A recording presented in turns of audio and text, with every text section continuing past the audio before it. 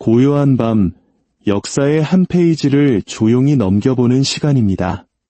오늘 우리는 인류 역사상 가장 거대하고 어두웠던 그림자, 흑사병의 전체 이야기를 따라 시간여행을 떠나보려 합니다.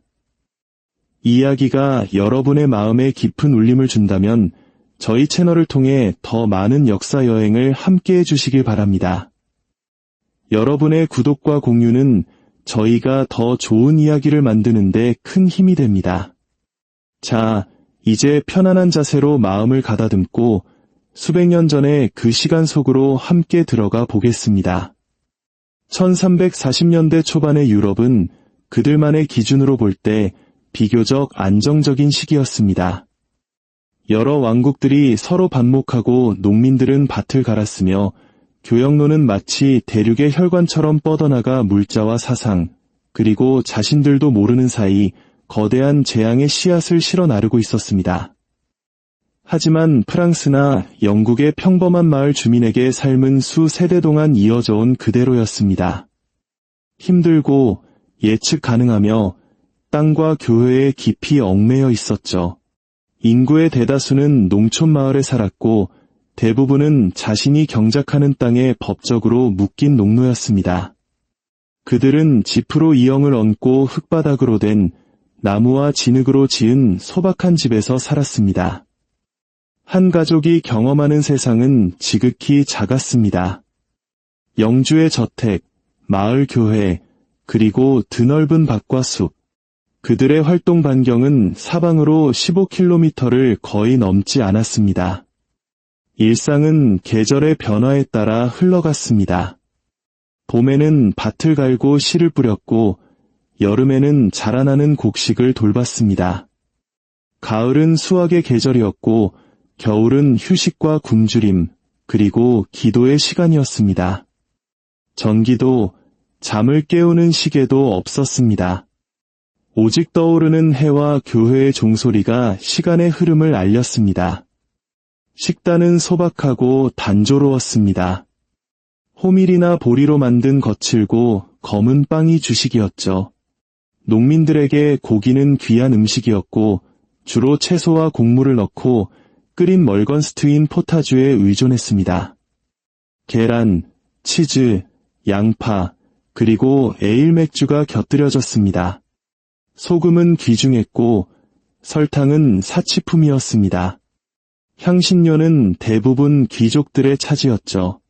그들은 더 좋은 음식을 먹었고 덕분에 항상 그런 것은 아니었지만 더 오래 살았습니다. 옷은 기능적이었습니다. 대부분의 사람들은 양파 껍질 같은 천연 재료로 염색한 양모 옷을 입었고 까끌까끌한 양모가 살에 닿는 것을 막기 위해 속에는 리넨 옷을 입었습니다.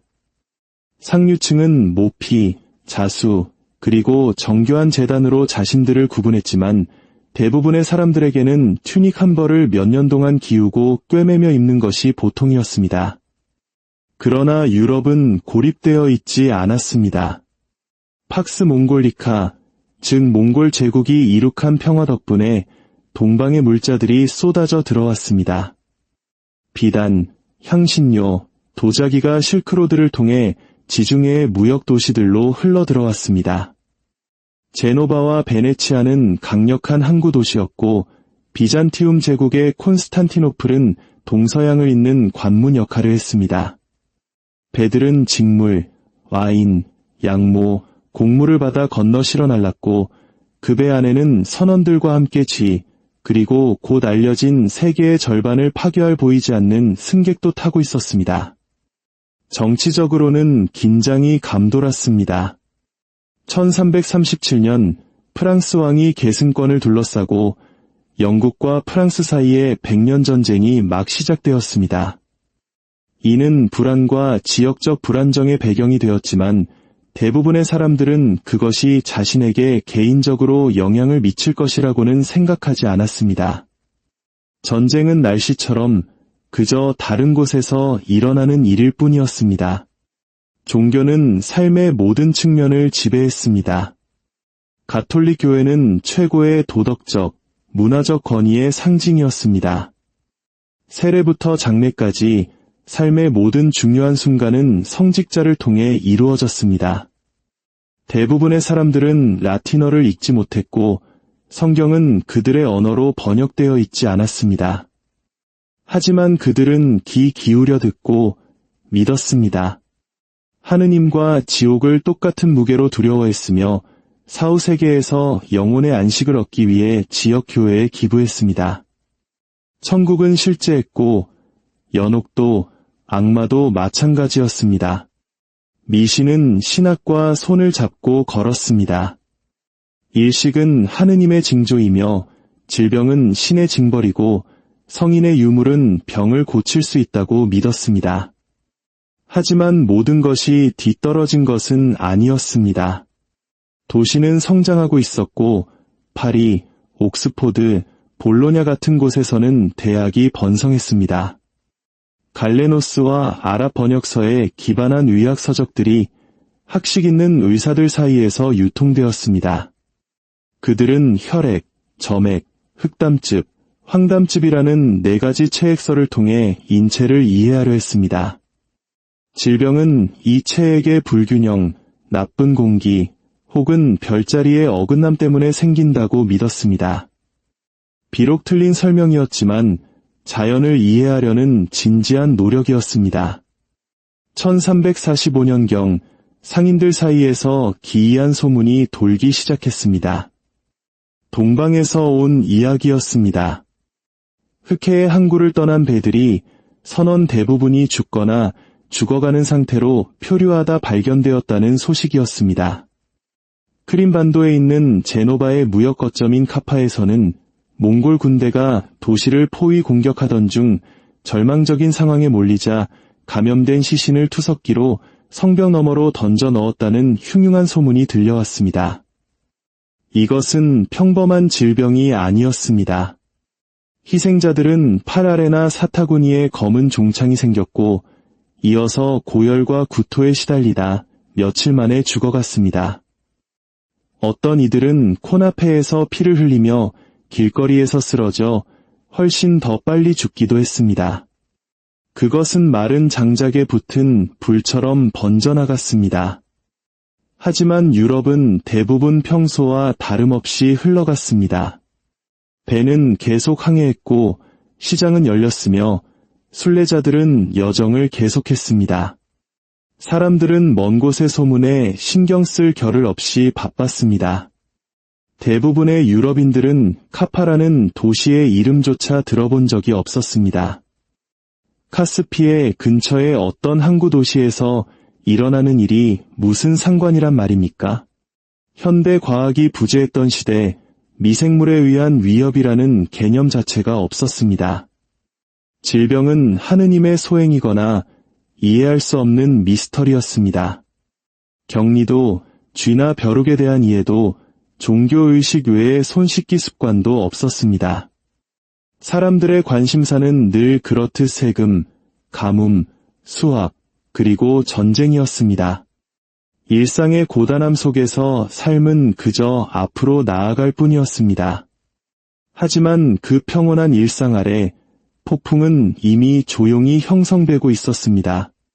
흑사병이 어떻게 유럽에 도착했는지 이해하려면 먼저 동쪽으로 흑해의 해안으로 실크로드에 얽히고 설킨 무역로로 그리고 지금은 페오도시아로 알려진 크림반도의 항구 도시 카파로 눈을 돌려야 합니다. 14세기 중반 카파는 단순한 도시가 아니었습니다. 그것은 국제무역이라는 거대한 순환계의 핵심 동맥이었습니다. 카파는 당시 베네치아와 함께 양대해상 강국이었던 제노바 공화국이 통치하고 있었습니다. 그곳은 유럽, 비잔티움 제국, 그리고 몽골이 지배하는 동방 영토 사이에 전략적으로 위치한 상업의 중심지였습니다. 1346년 카파는 포위 공격을 받았습니다. 공격자는 킵차크 칸국, 즉 황금 군단이라 불리는 몽골의 한 분파였습니다. 제노바 상인들과 몽골 지배자들 사이의 관계가 악화되면서 길고 잔혹한 군사적 대치가 시작된 것입니다. 견고하게 요새화된 도시였지만 카파는 궁지에 몰려 있었습니다. 그리고 그때 질병이 나타났습니다. 처음에는 눈에 띄지 않게 시작되었습니다. 몽골 진영의 병사 몇 명이 고열과 이상한 종창을 앓다가 며칠 만에 죽어나갔습니다. 그리고 병은 삽시간에 퍼져나갔습니다. 얼마 지나지 않아 군대 전체가 초토화되었습니다. 포위 공격군 전체에 공포가 퍼져나갔습니다. 이후에 일어난 일의 진실에 대해서는 역사가들 사이에서도 여전히 논쟁이 있지만 이탈리아의 공증인이었던 가브리엘레 데 무시스가 전한 이야기는 전설이 되었습니다. 그의 기록에 따르면 몽골군은 절망과 보복심에 불타 전염병으로 죽은 병사들의 시신을 투석기에 실어 카파의 성벽 너머로 던져 넣었다고 합니다. 인류 최초의 생물학전이라 할 만한 이 끔찍한 행위가 실제로 일어났는지 아니면 공포에 질린 관찰자들에 의해 과장되었는지는 불확실합니다. 하지만 그 방법이 무엇이었든 결과는 같았습니다. 질병은 도시 안으로 들어왔습니다. 일단 도시 안으로 들어온 질병은 맹렬하게 퍼져나갔습니다. 이협을 감지했지만 그 실체를 완전히 이해하지는 못했던 제노바 상인들은 배를 타고 도망쳤습니다. 그들은 메시나, 제노바, 베네치아와 같은 고향의 항구를 향해 돛을 올렸습니다. 바람이 그들을 안전한 곳으로 데려다 줄 것이라 믿었지만 대신 바람은 죽음을 실어 날랐습니다.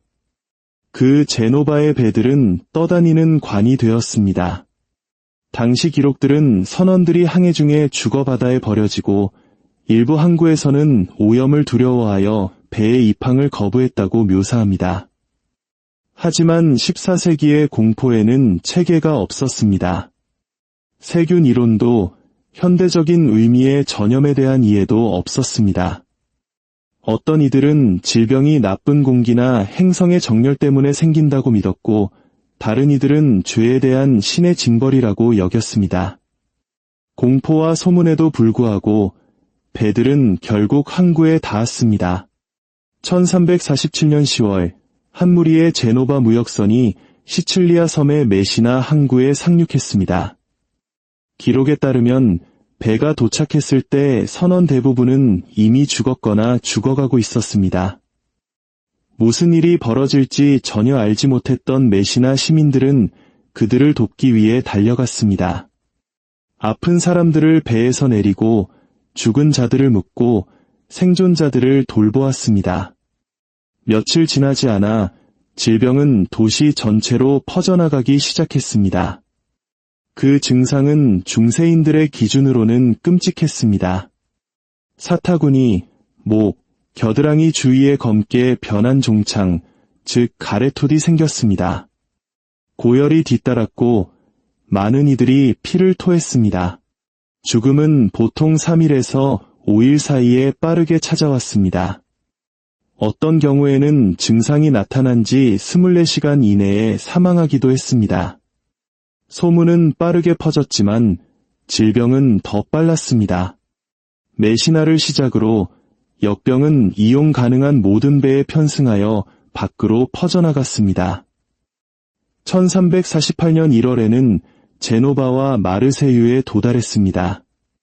질서와 기록을 자랑하던 베네치아 공화국은 최초의 격리 조치로 알려진 방법을 시도했습니다. 배들을 항구 밖에서 대기시키고 여행자들을 격리했지만 무역을 통한 보건 위험 관리의 경험이 많았던 베네치아조차도 다가오는 재앙을 막을 수는 없었습니다. 질병의 이동은 배에만 국한되지 않았습니다. 그것은 무역로를 따라 내륙으로 이동했습니다. 화물칸, 곡물자루, 창고의 들끓던 쥐에 붙어있던 벼룩에 의해 운반되었습니다. 14세기 유럽에서 쥐는 어디에나 있었습니다. 바닥 및 벽 뒤, 부두를 따라 분주히 움직였고 수도원과 영주의 저택에도 둥지를 틀었습니다. 아무도 그들을 의심하지 않았습니다. 항구에 도착한 지 몇 주 만에 역병은 피사, 피렌체, 아비뇽과 같은 내륙 도시들에도 나타났습니다. 1348년 중반에는 파리에, 1349년에는 영국 해협을 건너 런던에 도착했습니다. 모든 지역이 똑같이 타격을 입은 것은 아니었습니다. 어떤 마을은 인구의 절반 이상을 잃으며 황폐화되었고, 다른 마을은 신기하게도 피해가 적었습니다. 하지만 완전히 재앙을 피한 지역은 거의 없었습니다. 세상으로 열린 문이었던 항구들은 자신들도 모르는 사이에 보이지 않는 침략자를 환영한 셈이었습니다. 그리고 그 침략자는 유럽 전역에서 약 2,500만에서 5천만 명의 목숨을 앗아갈 운명이었습니다. 그러나 1347년 그 첫 배들이 시칠리아에 정박했을 때 사람들의 마음속에는 아직 희망이 남아 있었습니다.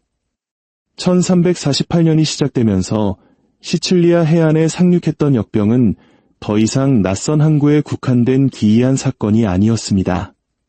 그것은 보이지 않고 무자비하며 끔찍한 힘이 되어 유럽을 가로질러 이동하고 있었습니다. 마치 폭풍처럼 말입니다. 하지만 폭풍과 달리 그것은 아무런 경고도 주지 않았습니다. 천둥도 어두워지는 하늘도 없었습니다. 오직 침묵, 그리고 질병, 그리고 죽음만이 뒤따랐습니다. 중세의 도시들은 위생을 염두에 두고 설계되지 않았습니다. 거리는 좁고 쓰레기로 가득 찼으며 사람과 동물의 배설물은 종종 개방된 도랑에서 뒤섞였습니다. 가축들은 자유롭게 돌아다녔고 집은 비좁았습니다. 온 가족, 때로는 동물까지 한 지붕 아래에서 살았습니다. 깨끗한 물은 구하기 어려웠습니다. 가난한 사람이든 부유한 사람이든 질병이 실제로 어떻게 퍼지는지 이해하는 사람은 아무도 없었습니다. 1348년 봄, 역병은 음울한 리듬을 타기 시작했습니다. 그것은 소문처럼 한 마을에 도착했습니다. 처음에는 여행객 한 명이 아프고 다음에는 빵집 소년이, 그리고 나중에는 교구의 절반이 쓰러졌습니다. 증상은 대부분이 본 적 없는 끔찍한 것이었습니다. 팔 아래나 사타구니 근처에 검거나 보라색의 종창, 즉 가래톱이 나타났습니다. 이 종창은 극심한 고통을 동반했고 종종 고열, 구토, 선망 상태로 이어지다 죽음에 이르렀습니다. 오늘날 폐페스트나 폐혈성 페스트로 알려진 일부 변종의 경우 희생자들은 가래톱도 없이 단 하루 만에 죽기도 했습니다. 일단 한 마을에 병이 뿌리 내리면 놀라운 속도로 퍼져나갔습니다. 병원은 거의 없었고 조직적인 공중보건이라는 개념은 존재하지 않았습니다. 베네치아와 같은 몇몇 도시들은 선박과 방문객을 격리하려 시도했습니다. 이는 40일을 의미하는 이탈리아어 콰란타 조르니에서 유래하여 나중에 검역이라는 정책으로 발전하게 됩니다. 하지만 대부분의 마을은 스스로를 지켜야 했습니다. 많은 곳에서 사회 질서는 붕괴했습니다. 피렌체의 연대기 작가 조반니 보카치오는 유럽 전역에서 벌어진 전형적인 장면들을 묘사했습니다. 가족들은 아픈 친척을 버렸고 부모는 감염된 자식을 내버렸습니다. 시신은 거리로 끌려 나오거나 집단 매장지에 아무런 의식 없이 던져졌습니다. 얼마 되지도 않던 사제와 의사들은 압도당하거나 도망쳤고 남은 이들은 곧 그 뒤를 따랐습니다. 당시 교황청이 있던 아비뇽 같은 도시도 사정은 나을 것이 없었습니다. 역병이 절정에 달했을 때 교황 클레멘스 6세는 묘지가 넘쳐나자 론강 전체를 축성하여 시신을 강에 던져 넣도록 했다고 전해집니다. 교황청은 나쁜 공기가 질병을 유발한다는 미아즈마 이론에 근거하여 교황의 방 주위에 불을 피워 공기를 정화하려 했습니다. 역병이 가져온 침묵은 단지 물리적인 것만이 아니었습니다. 그것은 사회적, 심리적, 영적인 침묵이었습니다. 사람들은 거리에서 서로 말을 멈췄습니다. 교회의 종은 시간을 알리기 위해서가 아니라 죽은 자를 알리기 위해 끊임없이 울렸습니다. 수도원은 텅 비었고 시장은 문을 닫았습니다. 쟁기질과 기도, 그리고 축제로 측정되던 일상의 리듬은 불확실성과 공포로 대체되었습니다. 많은 이들이 해답을 찾기 위해 종교에 매달렸습니다. 유럽 전역에 채찍질 고행단이 나타났습니다. 이들은 인류의 죄를 대신 속죄하기 위해 마을을 행진하며 스스로를 채찍질하는 사람들이었습니다. 그들은 역병이 하느님의 징벌이며 스스로 고통을 줌으로써 신의 분노를 누그러뜨릴 수 있다고 믿었습니다. 그들의 수는 급격히 늘었지만 교회는 그들의 극단주의를 경계하여 결국 이 운동을 이단으로 규정했습니다. 어떤 이들은 이웃에게 등을 돌렸습니다. 독일과 다른 지역에서는 유대인 공동체가 우물을 오염시키거나 역병을 퍼뜨렸다는 헛소문이 퍼졌습니다. 이러한 근거 없는 비난은 스트라스부르, 바젤, 마인츠 같은 도시에서 끔찍한 폭력의 물결을 일으켰습니다. 수많은 유대인들이 학살당하거나 추방당했습니다. 이는 공황 상태에 빠진 인간이 절망적으로 희생양을 찾는 과정에서 벌어진 중세 최악의 비극 중 하나였습니다. 시골도 안전하지 않았습니다. 마을은 하룻밤 사이에 텅 비었고 밭은 버려졌으며 가축들은 굶어 죽었습니다. 어떤 곳에서는 인구의 절반 이상이 몇 달 만에 사라졌습니다. 한 연대기 작가는 너무 많은 사람이 죽어서 모두가 세상의 종말이라고 믿었다고 썼습니다. 또 다른 이는 기도할 사람이 아무도 남지 않아 교회의 종도 울리지 않았고 기도 소리도 들리지 않았다고 기록했습니다. 하지만 그 모든 상실 속에서도 사람들은 적응했습니다. 무덤 파는 인부들은 밤낮으로 일했고 시의회는 감염된 물품을 태우는 등의 조치를 시행하려 애썼습니다. 사람들은 나쁜 공기를 막기 위해 약초 다발을 들고 다니거나 향료를 채운 오렌지를 코에 대고 다녔습니다. 물론 아무것도 효과가 없었습니다. 역병은 예측할 수 없는 패턴으로 움직였습니다. 어떤 마을은 황폐화되었지만 바로 옆 마을은 멀쩡했습니다. 부자와 가난한 자가 나란히 죽어갔지만 어떤 경우에는 부가 격리와 생존을 사주기도 했습니다. 그러나 역병이 지나간 곳에는 어디든 같은 결과가 남았습니다. 침묵, 텅 빈 집, 버려진 거리, 주인 없는 밭, 그리고 수많은 무덤. 새들조차 노래를 멈췄다고 전해질 정도의 완전한 침묵 속에서 생존자들은 단 하나의 질문을 속삭였습니다. 과연 모든 것이 예전으로 돌아갈 수 있을까? 흑사병은 유럽에서의 파괴로 가장 잘 알려져 있지만 그 뿌리와 영향력은 훨씬 더 광범위했습니다. 메시나나 파리에 도착하기 훨씬 전 이 질병은 이미 아시아, 중동, 북아프리카를 가로지르며 암울한 길을 개척했습니다. 수세기 동안 이어져 온 문명들이 전쟁이나 침략이 아닌 훨씬 더 작고 조용한 존재에 의해 무릎을 꿇었습니다. 흑사병은 오늘날의 키르기스스탄 지역인 중앙아시아의 스텝 지대에서 시작된 것으로 여겨집니다. 과학자들은 흑사병의 원인균인 예르시니아 페스티스의 유전적 흔적을 추적하여 당시 몽골 제국과 연결된 복잡한 무역망의 일부였던 이시쿨 호수 지역을 발원지로 지목했습니다. 심지어 1330년대의 묘비에서는 갑작스러운 집단 죽음을 기록한 비문이 발견되기도 했습니다. 거기서부터 질병은 실크로드를 따라 퍼져나갔을 것입니다. 중국, 인도, 페르시아, 이슬람 세계와 유럽을 잇는 이 광대한 무역로는 물자와 지식의 생명선이었지만 동시에 질병의 고속도로이기도 했습니다.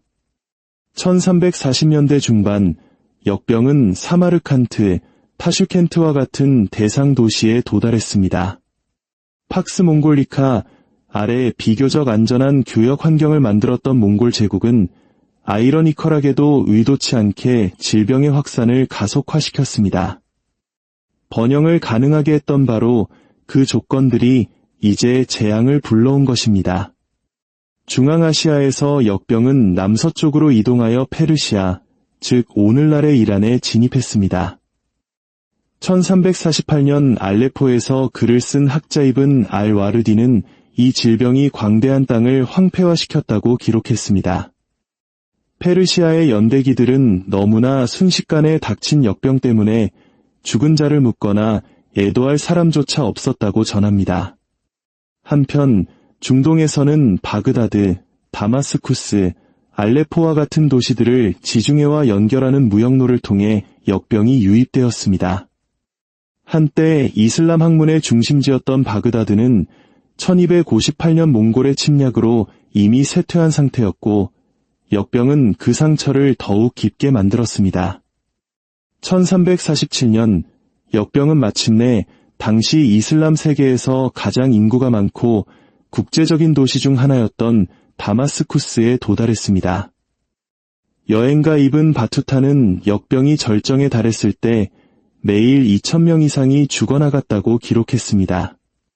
모스크는 장례 기도를 드리는 사람들로 넘쳐났고 학자들과 상인들로 붐비덩거리는 침묵에 잠겼습니다. 이집트와 레반트 지역을 통치하던 맘루크 술탄국은 금식과 종교 행렬을 공포했지만 역부족이었습니다. 더 서쪽으로 역병은 맘루크 술탄국에 번성하는 수도이자 세계에서 가장 부유한 도시 중 하나였던 카이로에 도달했습니다. 1349년 역병이 도착했을 때 인구 50만이 넘는 이 거대 도시는 끔찍한 속도로 파괴되었습니다. 동시대의 기록들은 카이로가 몇 달 만에 최대 20만 명의 인구를 잃었다고 추정합니다. 지중해 건너편 북아프리카로도 질병은 퍼져나갔습니다. 튀니스, 알제, 페스와 같은 항구 도시와 내륙 도시들이 모두 황폐화되었습니다. 이슬람 세계의 역병에 대한 반응은 신학과 법률 전통에 의해 형성되었습니다. 어떤 학자들은 이를 신의 징벌로 보았지만 다른 이들은 인내와 신에 대한 순종을 시험하는 시련으로 해석했습니다. 예언자 무함마드의 가르침에 따라 역병이 창궐한 땅에 머무는 것이 신의 뜻에 순응하는 것이라 믿는 이들도 많았습니다. 흥미롭게도 이슬람 세계에서는 유럽처럼 소수 민족을 희생양으로 삼는 일이 거의 없었습니다. 반응은 여전히 영적인 해석에 기반했지만 유럽 일부 지역보다는 덜 히스테리적이었습니다. 심지어 멀리 동쪽, 인도와 중국 일부 지역의 기록에서도 역병 발생이 암시됩니다. 중국의 원왕조는 1330년대에 이미 대규모 사망 사건을 겪었는데 일부 현대 역사가들은 이것이 더 큰 팬데믹 시스템의 일부였다고 믿습니다. 역병이 유럽에 도착했을 때 그것은 새로운 위기가 아니었습니다. 그저 유럽의 차례였을 뿐입니다. 대부분의 유럽인들이 이름도 들어보지 못한 도시와 사막에서 이미 수백만 명이 죽어 있었습니다. 질병은 히말라야 산기슭에서 나일강 삼각주까지 산과 바다, 스텝과 사막을 가로질러 여행했습니다. 칼리프의 왕국, 칸의 제국, 술탄의 영토를 거쳐 이제 서쪽으로 기독교 세계의 대성당과 성을 향해 나아가고 있었습니다. 그리고 언제나처럼 그것은 상인의 숨결, 선원의 소매, 벼룩의 입을 통해 국경을 넘어 조용히 속삭이며 다가왔습니다. 1352년경 역병이 잠잠해졌을 때 유럽 대륙 인구의 30%에서 60% 사이가 사망한 것으로 추정됩니다. 도시는 특히 취약했습니다. 피렌체는 시민 10만 명 중 5만 명을 잃었을 수 있습니다. 파리는 수천 명을 도시 성벽 밖 집단 매장지에 묻었습니다. 런던에서는 교구 전체가 사라지기도 했습니다. 농촌 지역에서는 일부 마을이 완전히 사라져 잃어버린 마을로 불리게 되었습니다. 그 사회적 충격은 즉각적이었습니다. 수천 명의 노동자가 죽자 임금이 상승했습니다. 한때 땅에 묶여있던 생존 농민들은 정당한 대가를 요구하기 시작했습니다. 봉건제도의 기반이 흔들리기 시작한 것입니다. 귀족들은 예법을 강제하려 했지만 노동력의 절반이 사라진 상황에서 이는 쉽지 않았습니다. 수세기 만에 처음으로 노동이 힘을 갖게 된 것입니다. 종교는 흔들렸습니다.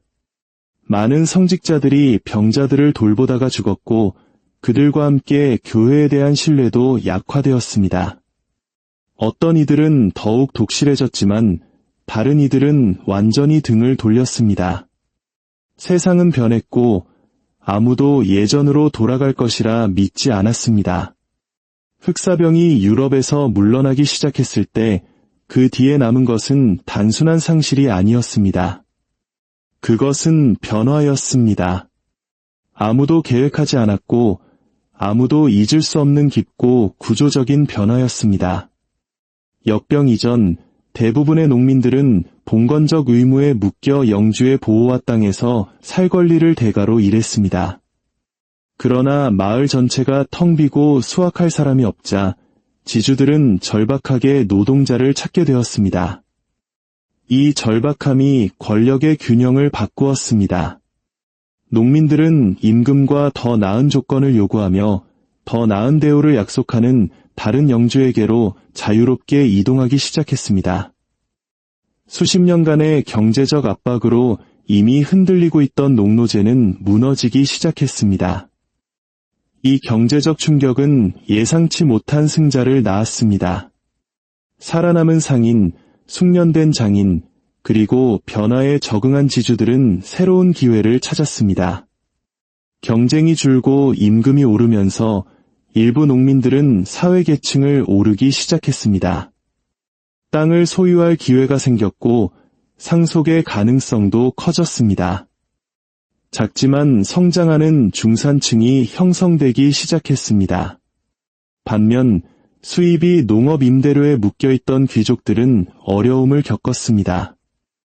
오랫동안 불변의 것으로 여겨졌던 중세세계의 계층 구조가 흔들리기 시작한 것입니다.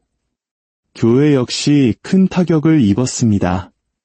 수많은 헌신적인 사제, 수도사, 수녀들이 병자들을 돌보다 목숨을 잃었습니다. 살아남은 이들 중 일부는 도망쳐 교구를 지도자 없이 내버려 두었습니다. 이후 몇 년 동안 교회는 도덕적 권위의 하락과 비판에 직면했습니다. 공석을 메우기 위해 교육이나 훈련이 거의 없는 새로운 사제들이 서품되면서 부패와 무지에 대한 불만이 커졌습니다. 제도적 권위에 대한 신뢰가 약화된 것입니다. 이러한 침식은 훗날 위클리프의 개혁운동과 한 세기 후의 종교개혁의 조용한 자양분이 되었습니다. 아마도 흑사병의 가장 놀라운 유산은 죽음이 아니라 부활이었을 것입니다. 최악의 사망률을 보였던 이탈리아에서 재앙의 여파 속에서 놀라운 움직임이 싹트기 시작했습니다. 낡은 구조가 무너지고 부가 재분배되었으며 죽음에 대한 문화적 충격이 모든 사람의 마음에 자리 잡으면서 사람들은 삶과 예술, 그리고 인간 경험 자체에 대해 다르게 생각하기 시작했습니다. 흑사병으로 황폐화되었던 피렌체는 르네상스의 요람이 되었습니다. 생존자들은 프레스코아를 의뢰하고 대학에 자금을 지원하며 개인의 성취를 기념하기 시작했습니다. 예술은 더 개인적이고 감성적으로 변했습니다. 문학은 현실주의, 풍자, 철학으로 기울었습니다. 역병에서 살아남은 보카치오는 죽음을 피해 숨은 사람들이 들려주는 인간적인 이야기 모음집인 데카메론을 썼습니다. 그들의 작품은 단지 아름다움에 관한 것이 아니었습니다. 그것은 살아남는다는 것이 무엇을 의미하는지에 대한 이야기였습니다. 의학계에도 조심스러운 진전이 있었습니다. 고대 의학 이론의 의문을 제기하는 사상가들이 나타나기 시작했습니다. 그들은 증상을 더 면밀히 관찰하고 질병이 순전히 신의 징벌이라는 생각에 도전했습니다. 의학적 경험주의와 현대과학의 씨앗이 조용히 심어진 것입니다. 흑사병의 가장 직접적이고 지속적인 유산은 사회가 질병에 대해 생각하기 시작한 방식에 있습니다. 역사상 처음으로 유럽의 도시들은 질병에 대한 조직적인 시민적 대응의 필요성을 인식하기 시작했습니다. 베네치아에서는 1377년부터 검역 규정을 시행했습니다. 질병을 옮길 것으로 의심되는 선박은 하역전에 40일 동안 대기해야 했습니다. 이는 현대 공중보건 인프라의 기초를 마련했습니다. 시간이 지나면서 격리병원인 라자레토가 건설되었습니다. 질병은 처음으로 집단적 행동이 필요한 공동의 문제로 다뤄지기 시작했습니다. 흑사병의 인구학적 붕괴는 유럽의 물리적 지도를 다시 그렸습니다. 수많은 사람이 사라지면서 도시들은 축소되었습니다. 영국에서만 1000개 이상의 마을이 사라졌고 밭은 황무지가 되고 숲이 다시 자라났습니다. 예술에서 역병은 죽음의 무도라는 새로운 시각 언어를 도입했습니다. 이 모티프는 해골이 왕, 주교, 농민 등 모든 계층의 사람들을 무덤으로 이끄는 모습을 보여주며 죽음 앞에서는 모두가 평등하다는 것을 강조했습니다. 흑사병은 결코 완전히 사라지지 않았습니다. 이후 4세기 동안 주기적으로 재발했지만 첫 번째 대유행과 같은 파괴력을 보이지는 않았습니다. 1665년 런던 대역병, 1720년 마르세유 대역병 등은 모두 1340년대 그 첫 번째 파도의 메아리였습니다. 그리고 2020년 새로운 팬데믹이 전 세계를 휩쓸었을 때 흑사병과의 비교가 다시 수면 위로 떠올랐습니다. 우리가 같은 규모의 재앙을 예상했기 때문이 아니라 공포, 비난, 회복 탄력성, 그리고 생존에 대한 질문들이 여전히 같기 때문입니다. 이러한 대규모 전염병의 공포는 우리 역사 속에서도 낯설지 않습니다. 고려시대와 조선시대에도 역병은 수많은 생명을 앗아갔으며 사회를 혼란에 빠뜨리고 왕조의 운명을 뒤흔들기도 했습니다. 이처럼 거대한 재앙 앞에서 기존의 질서가 무너지고 새로운 기회가 생겨나는 급격한 사회 변화는 어쩌면 우리 한국인들에게도 익숙한 모습일지 모릅니다. 전쟁의 폐허 속에서 혹은 거대한 경제 위기 속에서 우리는 비슷한 경험을 했습니다. 흑사병이 절정에 달했을 때, 유럽 인구의 절반이 사라졌을 때 어떤 이들은 세상이 끝날 것이라고 생각했습니다. 하지만 세상은 끝나지 않았습니다. 촛불은 흔들렸지만 꺼지지 않았습니다. 흑사병의 이야기는 단순히 과거의 비극이 아닙니다. 그것은 시대를 초월하여 인간의 연약함과 놀라운 회복력, 그리고 위기 속에서 우리가 진정 누구인지를 묻는 거대한 질문이기 때문입니다. 오늘 밤 이 깊고 어두운 역사의 한 페이지가 여러분에게 긴 여운을 남기기를 바랍니다.